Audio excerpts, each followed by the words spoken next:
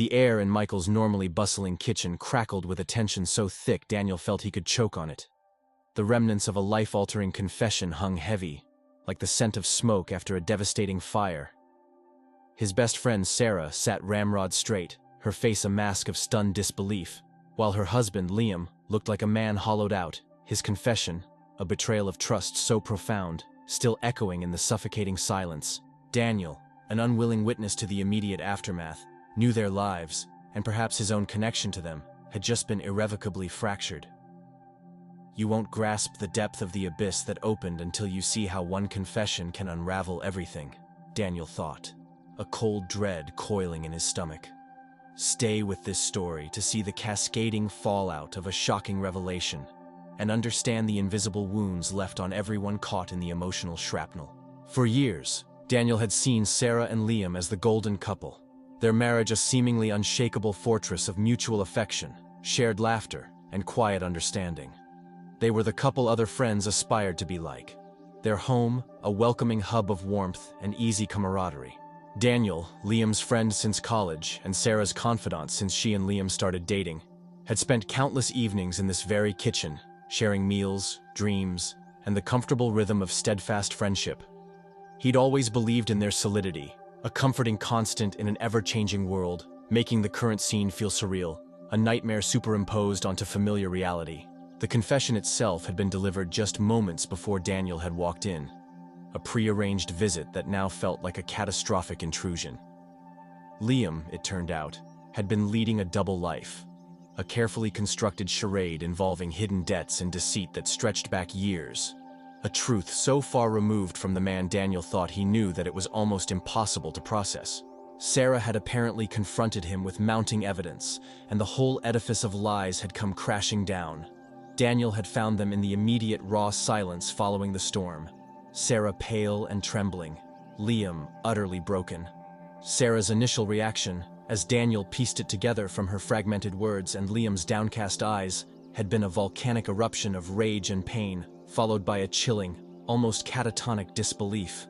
Now, she was eerily calm, a brittle composure that Daniel recognized as the precursor to a complete shattering. Her eyes, usually sparkling with humor, were vacant, staring at a point beyond Liam, beyond the cheerful yellow walls of her kitchen, as if seeing the ruins of her life laid out before her. The silence was punctuated only by her shallow, ragged breaths. Liam, on the other hand, seemed to shrink with every passing second. His usual confident posture was gone, replaced by a slump of utter defeat. He kept trying to speak, his lips moving, forming silent apologies that Sarah clearly wasn't ready, or perhaps able to hear. His gaze darted between Sarah and Daniel, a desperate, pleading look that Daniel found hard to meet. How could the friend he'd shared so many laughs and trusted implicitly be capable of such a devastating deception against the woman he professed to love? The fallout began almost immediately, subtly at first, then with gathering force. Daniel, caught in the crossfire, felt an overwhelming urge to flee, yet was rooted to the spot by a sense of loyalty and a profound, aching sorrow for them both. He made a clumsy offer to mediate, to listen, but Sarah just shook her head, a tiny, almost imperceptible movement that spoke volumes of her current desolation.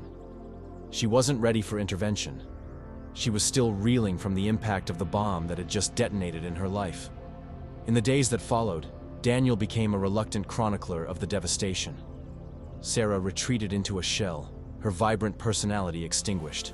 She stopped answering calls from most mutual friends, the shame and pain too raw to share.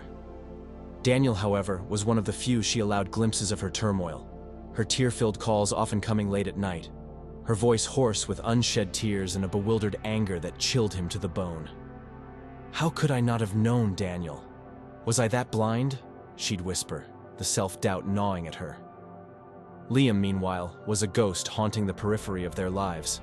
He moved out, staying with his brother. His attempts to communicate with Sarah met with a wall of silence. Daniel saw him occasionally, a man adrift, consumed by guilt and the dawning realization of the magnitude of his betrayal. Liam's regret seemed genuine, his anguish palpable. But Daniel couldn't shake the image of Sarah's shattered face, the raw wound Liam had inflicted. The empathy he felt for his friend was now complicated by a deep disappointment. The shocking confession didn't just affect Sarah and Liam, it sent ripples through their entire social circle. Friends were bewildered, unsure how to react, who to support. Whispers started, theories were spun, and subtle lines began to be drawn in the sand. Gatherings that once felt effortless and joyful became strained, overshadowed by the unspoken tension, the elephant in every room. Daniel found himself navigating these interactions carefully, trying to avoid fueling gossip while still being a supportive presence. Daniel witnessed Sarah's slow, agonizing process of trying to make sense of the senseless.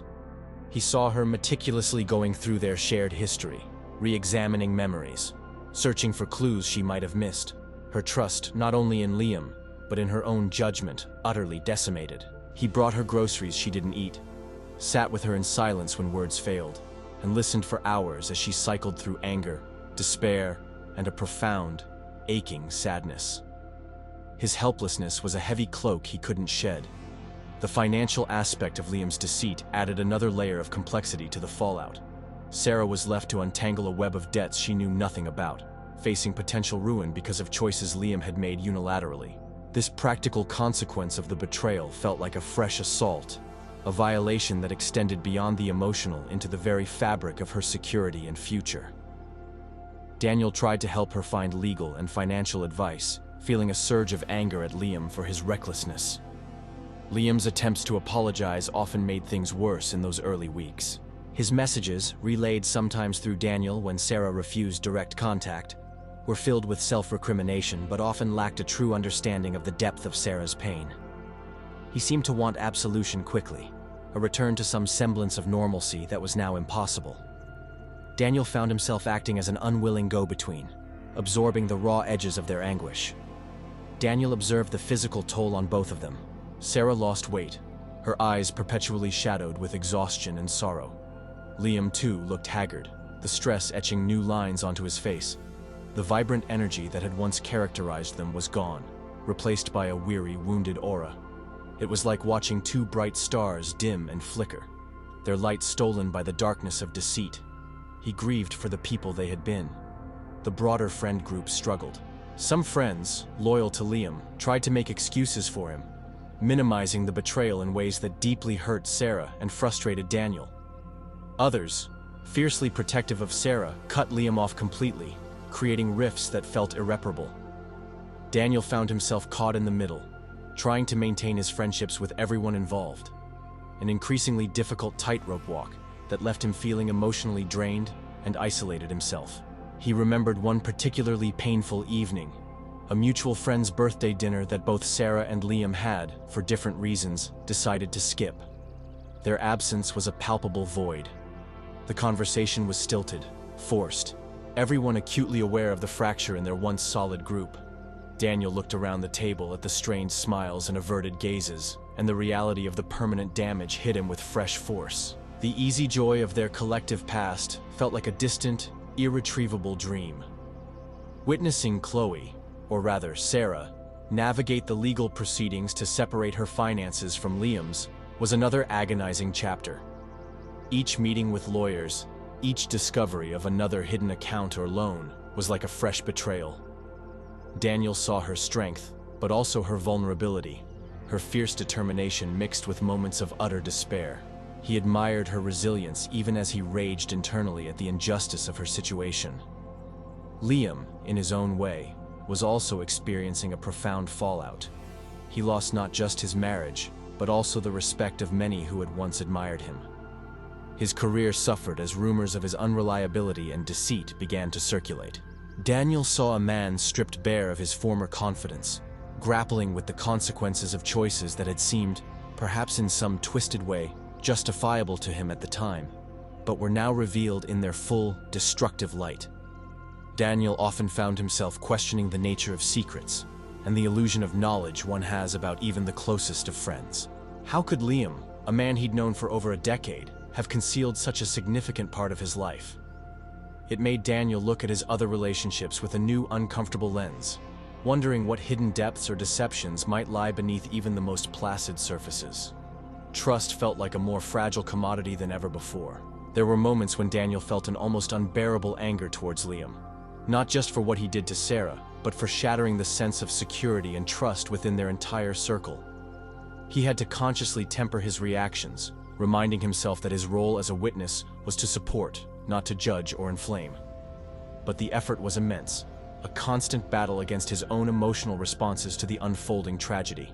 As months passed, the initial shockwave began to subside, replaced by the long, arduous task of rebuilding, or, in some cases, accepting the permanence of the ruins.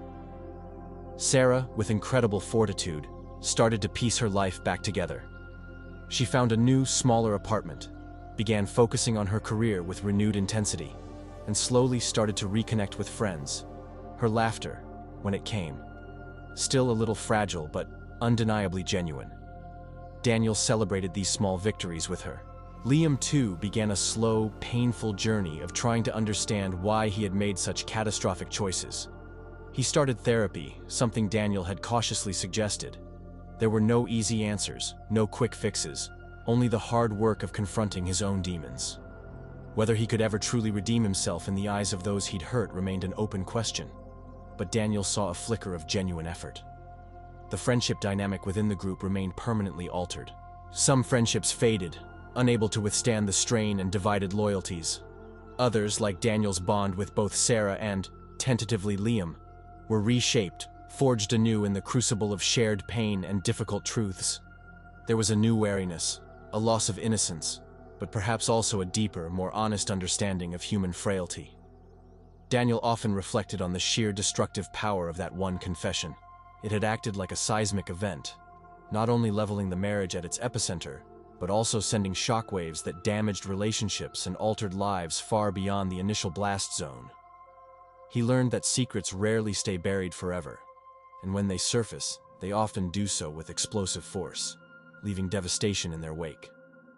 He saw Sarah, over a year later, hosting a small gathering in her new apartment. She was different, undoubtedly changed by the ordeal. There were new lines of wisdom around her eyes, a quiet strength in her demeanor that hadn't been there before. She was more reserved, perhaps, but also more self-possessed. She was a survivor, and Daniel felt an immense pride in her resilience.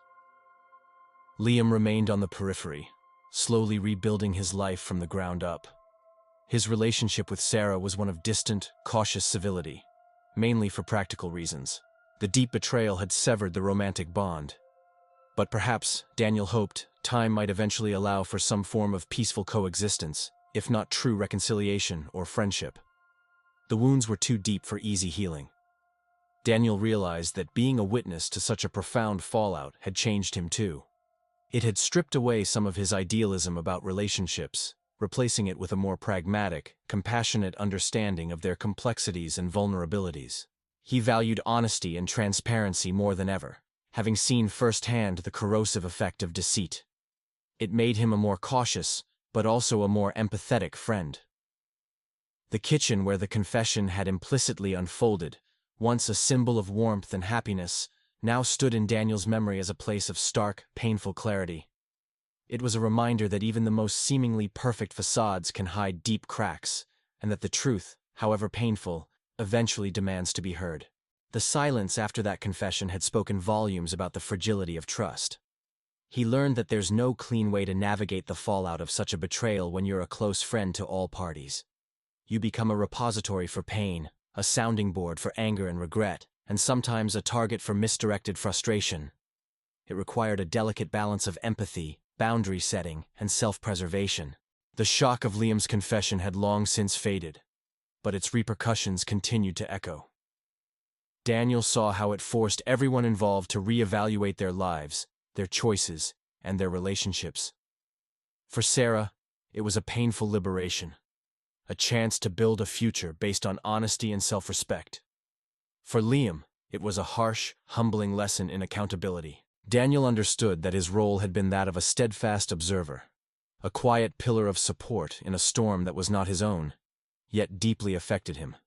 He'd seen the worst of what one person could do to another they claimed to love. But he'd also witnessed the incredible resilience of the human spirit in Sarah's ability to slowly, painstakingly, heal. The memory of that day, The raw emotion in that kitchen served as a somber reminder for Daniel. A reminder that secrets have weight, confessions have power, and the fallout can change lives forever. He carried that understanding with him, a heavier but wiser perspective on the intricate, often messy tapestry of human connections and the enduring impact of truth revealed. If you've ever been a witness to the painful fallout of a life-altering confession, or if this story of shattered trust and its widespread impact resonated with you, please share your thoughts and experiences in the comments. Your perspective is valuable. Don't forget to like this story if it moved you, and subscribe for more narratives exploring the depths of human relationships and emotional journeys.